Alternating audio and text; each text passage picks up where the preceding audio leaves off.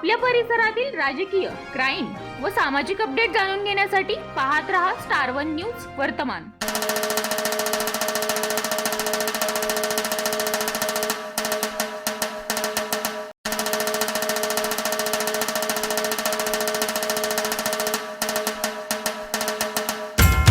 साहित्य सम्राट लोकशाहीर अण्णाभाऊ साठे यांची 106वी जयंती संबंध महाराष्ट्र आणि देशभर मोठ्या उत्साहात साजरे होते। आज आपण साहित्यरत्न लोकशाहीर अण्णाभाऊ साठे यांच्या घरामध्ये आहे। त्यांचे वंशज जे महाराष्ट्रभर आज या समाजाला, उपेक्षित, वंचित, शोषित समाजाला सामाजिक न्यायाच्या प्रवाहात आणण्यासाठी काम करता येते। सचिनभाऊ साठे माझ्याबरोबर सांगली जिल्ह्यामध्ये खांद्याला खांदा लावून काम करणारे प्रशांत भाऊ सदामते, मास्टर सयाजी सकट, बरीचशी मंडळी, आमचे सत्यवान मोहिते आहेत तिथं, संदीप आमचे गस्ते आहेत, नेताजी मस्के आहेत, वाळवा तालुक्यातून आलेली बरीचशी मंडळी, जिथे हेगडे साहेब आहेत। मी या निमित्तानं आज एवढंच सांगेन की साहित्यरत्न लोकशाहीर अण्णाभाऊ साठेंना भारतरत्न मिळावा आणि हा उपेक्षित वंचित समाज आहे या समाजाला आरक्षण उपवर्गीकरणाचा जो निर्णय आहे, सर्वोच्च न्यायालयाने दिलेल्या निर्णयाची अंमलबजावणी महाराष्ट्र सरकारने करावी। कालच आपण बघितलं असेल तर अण्णाभाऊंना एक मानाचं पान देण्याचं भूमिका महाराष्ट्राचे मुख्यमंत्री देवेंद्रजी फडणवीस साहेब आणि एकनाथ शिंदे असतील, सुनेत्राबाईंनी पवार असतील, यांनी अण्णाभाऊंनी जी मुंबईमधल्या चिरागनगरची भूतं नाचवली, आज तिथं माणसं नाचवायचं काम त्या ठिकाणी अण्णाभाऊंच्या विचारानं चालू आहे। काल तिथं आंतरराष्ट्रीय स्मारकाचं भूमिपूजन आदरणीय सचिनभाऊ आणि या महाराष्ट्राची मायमाऊली सावित्रीमाई साठे यांच्या शुभ हस्ते तिथं करण्यात आलं। त्याच पद्धतीनं अण्णाभाऊ साठेंच्या जयंतीचा दिवस हा लेखन वाचन दिन म्हणून महाराष्ट्रात साजरा करतोय। म्हणजे ज्या समाजाला अडाणी म्हणून घोषित केलं होतं, ज्या समाजामध्ये अण्णाभाऊंना अडाणी म्हणून हिणवलं जाते, त्यांच्या नावानं आज लेखन आणि वाचन दिन आज या महाराष्ट्रभर आणि लेखन वाचन प्रेरणा दिन म्हणून आज साजरा होतोय। की या समस्त शिकलेल्या आणि मातंग समाजाला किंवा अशिक्षित, सुशिक्षित, बेकार मानणाऱ्या जे काही म्हणत होते या समाजाला, त्या लोकांना दिलेली ही शासनाने दिलेली चपराक आहे।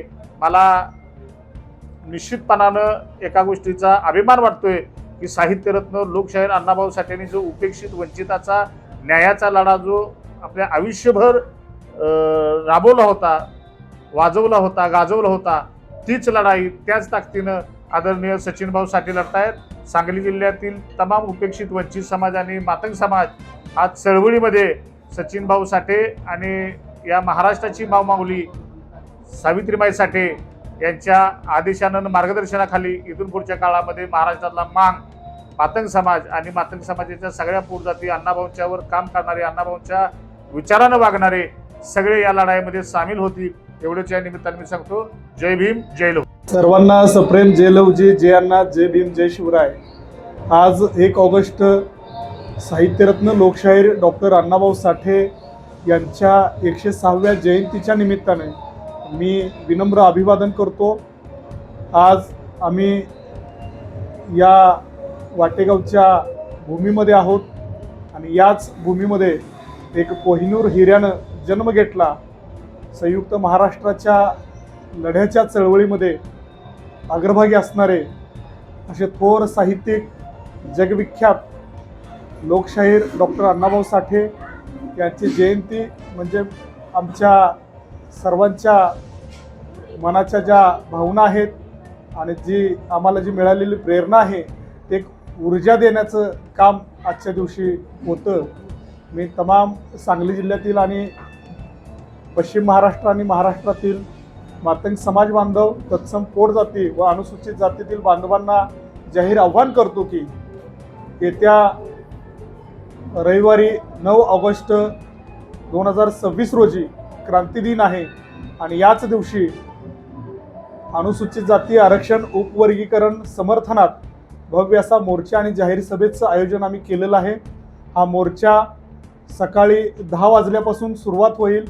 भारतरत्न डॉक्टर बाबासाहेब आंबेडकर पुतळा बस स्टँडपासून ते छत्रपती शिवाजी महाराज चौक ते राजवाडा चौक आणि स्टेशन चौकामध्ये त्या ठिकाणी त्या मोर्चाचं रूपांतर सभेमध्ये होईल.